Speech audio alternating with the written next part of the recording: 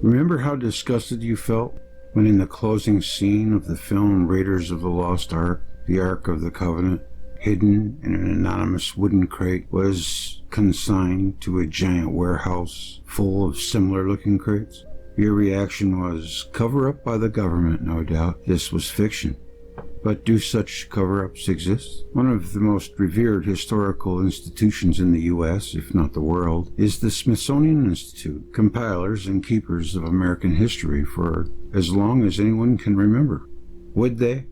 Could they blatantly ignore the existence of a staggering historical find because it seemed too radical for conventional thinking? People must judge that for themselves. One of the greatest natural wonders of the world cuts deep into the heart of Arizona, the Grand Canyon. Beautiful and breathtaking, this vast cleft in the earth holds many secrets, perhaps none more mysterious than the one reported in the Phoenix Gazette on April 5th, 1909. An explorer, one G.E. Kincaid, who had served at the Smithsonian for over 30 years, was reporting a startling archaeological discovery.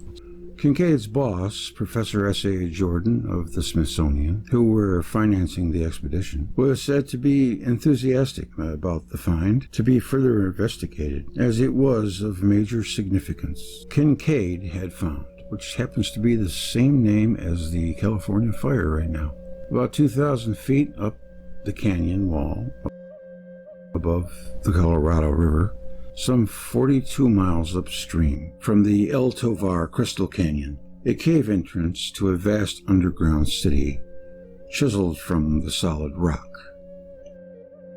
There were steps up to the cave, suggesting that the river level had been that high when the inhabitants had lived there. This would mean at least 3,000 years had passed since then. How they know how fast the river recedes, I do not know. This would mean this citadel was almost a mile underground and was very precisely carved in geometric patterns over an enormous area.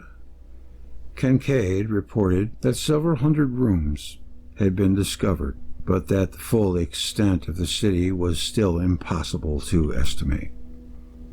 Perhaps the most startling find was the Great Hall, about 100 feet in from the cave entrance. This contained a carved idol, presumably of the god these people worshipped, which he described thus. The idol sits cross-legged, with lotus flower or lily in each hand. The cast of the face is oriental, and the carving shows a skillful hand, being remarkably well preserved. It resembles Buddha, and though scientists are unsure of its religious import, it reminds them strongly of the ancient people of Tibet. Many smaller, beautifully carved images were reported, as was the finding of all kinds of copper tools, preserved by some hardening method which modern-day scientists have failed to emulate. Artistic vases and urns of copper and gold, as well as enameled ware and glazed vessels, were found. Granaries, like those found in Oriental temples, still holding seeds, were also discovered. There was a gray metal found, resembling platinum, which scientists could not identify, and yellow stones known as cat's eyes were everywhere, each one engraved with a Malay-type head. Even more significant was the finding of hieroglyphics, amazingly similar to those found in Egypt, engraved on urns on tablets and around doorways. Deciphering these would be a major step towards solving the mystery. But did it ever happen? A large crypt was found, with many mummies in it, reportedly well preserved. They were all male, entombed with weapons, suggesting that this was a burial site for soldiers. Though varying degrees of development in the ceramics found with them hint that this was a civilization that was constantly refining itself. It was thought that up to 50,000 people could have lived in this city. They would have been quite safe. Strangely enough, the tradition among the Hopi Indians tells of an ancestry that harks back to their people having once lived in an underworld in the Grand Canyon. until rivalry broke out between two factions. The good faction, the people of one heart, were led to the outside world by Chief Machado, while the people of two hearts remained behind. Picture of the Isis Temple in the Grand Canyon. Today, visitors looking from the south rim of the canyon can see the structure called the Isis Temple, a pyramid hewn from the solid rock of the cliff top, and obviously man-made. Page 302 in the book Ancient Secrets of the Flower of Life, Volume 2, holds an account by two backpackers of an exploration of this edifice. They tell of finding cave entrances that had been deliberately sealed, though they did seem man-made, one having a clear 6-foot circular pattern carved into the roof. This site is over 40 miles from the one reported in the newspaper article. Yet, why would caves that are almost inaccessible need to be sealed up? And was the originally stated location simply a mistake? G.E. Kincaid was a respected man, the first and an explorer for all his life. His words about the entrance to the citadel are prophetic. First, I would impress that the cavern is nearly inaccessible, he said. The entrance is 1,486 feet down the sheer face of the canyon wall. It is on government land, of course, and no visitor will be allowed under penalty of trespass. A trip there would be fruitless, and the visitor sent on his way. I sent a number of relics to Washington, after which the exploration was undertaken. In the latter part of the 20th century, detailed research by one Carl Monk uncovered a mathematical system employed by the ancients for the exact placement of the Egyptian pyramids in alignment with certain star systems. This same code can be applied to other such structures, wherever they are found. His findings revealed that the Isis Temple must be a major archaeological site, lined up as precisely as it is with the Great Pyramid of Giza.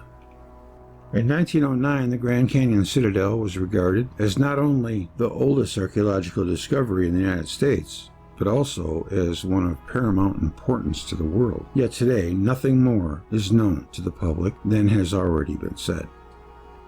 The Grand Canyon is festooned with places that bear ancient Egyptian names, yet no one in authority can tell you why. Interest in the area is highly discouraged by officialdom, and the Smithsonian Institute claimed to have no record of Kincaid, Professor Johnson, or a lost Egyptian civilization in Arizona. The Phoenix Gazette story must have been a hoax. Or could it be that something was discovered back then of such monumental import that it needed to be hushed up forevermore? Did G.E. Kincaid actually exist? With no records of his work or any proof from the Smithsonian that he worked for them, many think the newspaper article was an April Fool's Day joke on the 5th. However, the above copy of an earlier newspaper piece from 1909, published a whole month before the Phoenix Gazette piece appeared, shows that G.C. Kincaid's expedition did indeed happen as reported.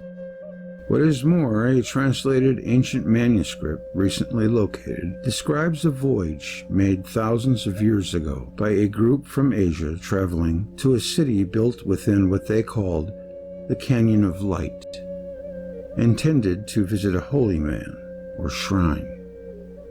The descriptions given seem to indicate that this city was to be found in the Grand Canyon. There is also said to be a couple of statues there that have been worn out by the ravages of time. A princess, which could be a coincidence, but on the other side lies a prince. Are these just a coincidence? Or pareidolia?